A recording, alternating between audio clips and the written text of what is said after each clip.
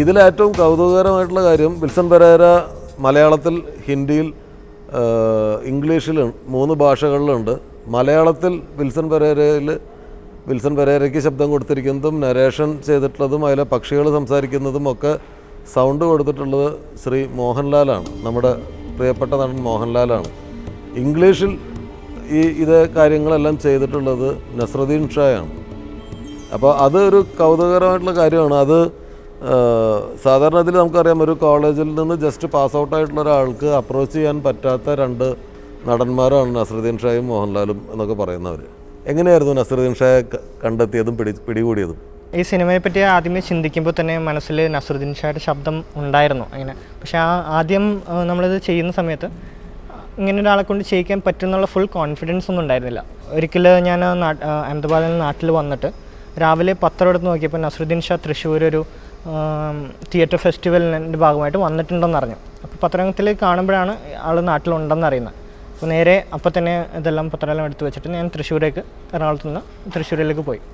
അപ്പോൾ അവിടെ ചെല്ലുമ്പോൾ സംഭവം വെച്ചാൽ പരിപാടി കഴിഞ്ഞിട്ട് നസ്രുദ്ദീൻ ഷാ തിരിച്ച് എയർപോർട്ടിൽ പോകാനാണെന്ന് തോന്നുന്നു, കാറിലേക്ക് കയറുന്ന സംഭവം.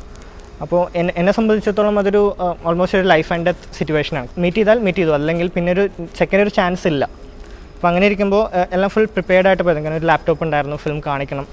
അപ്പോൾ ഈ ഒരു അവസരം ഉപയോഗപ്പെടുത്താൻ വേണ്ടി നേരെ ചെന്നിട്ട് ആളെ ഡയറക്റ്റ് മീറ്റ് ചെയ്യുകയാണ് ചെയ്തത്. അല്ലെങ്കിൽ കാറിലേക്ക് കയറുന്നതിന് മുമ്പ് ഞാൻ ചോദിച്ചത് എങ്ങനെയാണ്, so can I borrow 7 minutes of your time എന്ന് ചോദിച്ചു.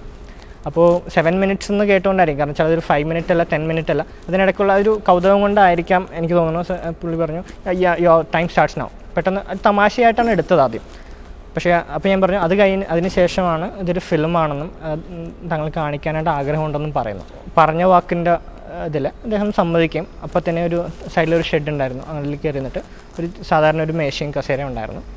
ലാപ്ടോപ്പിലിട്ടിട്ട് ഫിലിം കാണിക്കുമായിരുന്നു. അപ്പോൾ ചുറ്റും ഒത്തിരി പേര് ആളുകളുണ്ടായിരുന്നു. അപ്പോൾ ഒരിക്കലും അത് പ്രതീക്ഷിച്ചിരുന്നില്ല, പക്ഷേ ഒരു ഫൈനൽ അറ്റംപ്റ്റ് എന്നുള്ള രീതിയിൽ ട്രൈ ചെയ്തതാണ്. അപ്പോൾ ആ സമയത്ത് അദ്ദേഹത്തിനെ കാണിക്കാനായിട്ട് സാധിച്ചു. പിന്നെ ഒരു 3 മാസത്തിന് ശേഷം മറ്റൊരു സെറ്റിൻ്റെ ഒരു ലൊക്കേഷനിൽ വെച്ചാണ് അദ്ദേഹത്തിനെ വീണ്ടും കണ്ടുപോയത്. എന്നെ അത്ഭുതപ്പെടുത്തിയൊരു സംഭവം എന്ന് വെച്ചാൽ 3 മാസത്തിന് ശേഷം രണ്ടാമത്തെ തവണ കണ്ടപ്പോൾ അദ്ദേഹം പെട്ടെന്ന് റെക്കഗ്നൈസ് ചെയ്യും, കൂടാണ്ട് ആ ഫിലിമിനെ അപ്രീഷിയേറ്റ് ചെയ്യുകയും ചെയ്തതാണ്. അപ്പോൾ അവിടെ ലൊക്കേഷനിലുണ്ടായിരുന്ന ഡയറക്ടറിനോടും മറ്റുള്ളവരോടും പറഞ്ഞു he got A very nice film, you guys should watch it എന്ന് പറയാം. അപ്പോൾ അതൊരു വളരെ കോംപ്ലിമെൻ്റ് ആയിരുന്നു. അദ്ദേഹത്തിന് ആദ്യം കണ്ടപ്പോൾ തന്നെ അത് ഇഷ്ടപ്പെട്ടു എന്നുള്ളതിൻ്റെ ഒരു തെളിവായിട്ടാണ് എനിക്ക് തോന്നിയത്. അപ്പോൾ അങ്ങനെയാണ് അദ്ദേഹത്തിനോട് ഡബ്ബിങ്ങിൻ്റെ കാര്യം 2ാമത്തെ തവണ കാണുമ്പോഴാണ് സംസാരിക്കുന്നത്.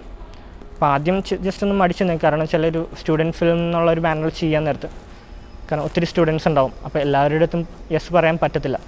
പക്ഷേ അദ്ദേഹം പറഞ്ഞു വെച്ചാൽ ആ ഒരു ഞാൻ അച്ചീവ് ചെയ്തൊരു ക്വാളിറ്റിക്ക് ഒരു കോംപ്ലിമെൻ്റ് ആയിട്ടാണ് അദ്ദേഹത്തിൻ്റെ ശബ്ദം തരാമെന്ന് സമ്മതിക്കുമായിരുന്നു. എവിടെയാണ് ആദ്യം പ്രദർശിപ്പിച്ചത്? ട്രിവാൻഡ്രത്തുള്ള ഷോർട്ട് ഫിലിം ഫെസ്റ്റിവലിലാണ് ഫസ്റ്റ് പബ്ലിക് സ്ക്രീനിങ് ഉണ്ടായിട്ടുള്ളത്. പിന്നെ ഇൻ്റർനാഷണൽ ഫെസ്റ്റിവൽസിൽ കൊറിയ, ജപ്പാൻ, സ്വീഡൻ, സ്പെയിൻ എന്നീ രാജ്യങ്ങളിൽ പോയിട്ടുണ്ട്. ഇത് ഏത് ഫോമാറ്റിലാണ്? ഡിജിറ്റൽ ഫോമാറ്റിലാണോ ഉള്ളത്? ഡിജിറ്റൽ ഫോമാറ്റിലാണ് എല്ലാം വർക്ക് ചെയ്തേക്കുന്നത്. പക്ഷേ ഒരു വീഡിയോ റെസൊല്യൂഷനാണ്. ഇപ്പോൾ എല്ലാവരും HD റെസൊല്യൂഷൻ എല്ലാം യൂസ് ചെയ്യുന്നത്. പക്ഷേ ഞാൻ ഉപയോഗിച്ച ക്യാമറ ഒരു വീഡിയോ ഫോർമാറ്റ് ക്യാമറയായിരുന്നു. എന്താണ് NIDയിൽ പഠിപ്പിക്കുന്നതും ഇവിടെ പഠിപ്പിക്കുന്നതും തമ്മിലുള്ള വ്യത്യാസം? പൊതുവേ ബാക്കിയുള്ള ഇൻസ്റ്റിറ്റ്യൂട്ട്സിൽ പഠിപ്പിക്കുമ്പോൾ അത് ഒരു സോഫ്റ്റ്വെയർ ഓറിയൻറ്റഡ് ആയിട്ടുള്ളൊരു കോഴ്സായിട്ട് പലപ്പോഴും മാറാറുണ്ട്. കൂടുതൽ നമുക്ക് അതിന് ഒത്തിരിയേറെ കാര്യങ്ങളുണ്ട്. ഒരു സ്ക്രിപ്റ്റ് റൈറ്റിംഗ് ഉണ്ട്, അല്ലെങ്കിൽ കളർ ആൻഡ് കോമ്പോസിഷൻ തന്നെ ഒരു കോഴ്സ് ഉണ്ട്. അപ്പോൾ ഇങ്ങനെയുള്ള കോഴ്സുകളെക്കാളും കൂടുതലൊരു സോഫ്റ്റ്വെയർ ഓറിയൻറ്റഡ് ആയിട്ട് പോകാൻ നേരത്തെ ഒരു ടെക്നീഷ്യൻ ലെവലിലേക്കാണ് പലതും പോകുന്നത്. പക്ഷേ ഈ പറഞ്ഞ ഇൻസ്റ്റിറ്റ്യൂട്ട്സ് തന്നെ പക്ഷേ അവർ പബ്ലിസിറ്റിയിൽ ഒരു ആനിമേഷൻ ഫിലിം മേക്കർ എന്ന് പറയുമ്പോൾ അതൊരു എനിക്ക് തോന്നുന്ന ഒരു റോങ് പബ്ലിസിറ്റി ആണെന്ന് തോന്നുന്നു. കാരണം വെച്ചാൽ അതൊരു നമ്മളൊരു ടെക്നീഷ്യൻ ആകും, പക്ഷേ അതൊരു ഫിലിം മേക്കർ ആവണമെന്നുണ്ടെങ്കിൽ അതൊരു വേറെ കുറേ കണ്ടൻറ്റ്സ് അതിനകത്ത് വരണം. അപ്പോൾ NID സംബന്ധിച്ചിടത്തോളം നമുക്ക് സോഫ്റ്റ്വെയർസിനൊന്നും അധികം ഇമ്പോർട്ടൻസ് കൊടുക്കുന്നില്ല. ഇപ്പോൾ ഞാൻ പഠിച്ച സോഫ്റ്റ്വെയർസ് എല്ലാം നമ്മൾ സ്വയമായിട്ട് ചെയ്യേണ്ട സമയത്ത് ചെയ്യുന്നു എന്നല്ലാതെ സോഫ്റ്റ്വെയർസിന് സ്പെഷ്യൽ കോഴ്സൊന്നുമില്ല. അപ്പോൾ ഫിലിം മേക്കിംഗ്, ഡയറക്ഷൻ ആ ലെവലിലാണ് അവിടുത്തെ കോച്ചിങ് എല്ലാം വരുന്നത്.